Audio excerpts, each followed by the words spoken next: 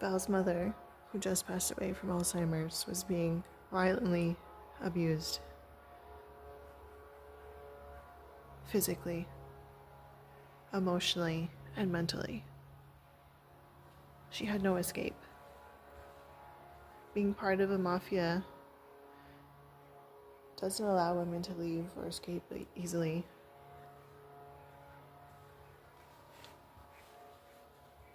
Let's go inside.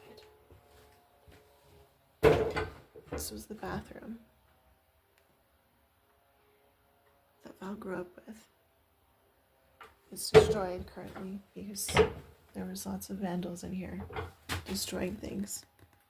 Like gold light switches, crystal chandelier lights, toilet.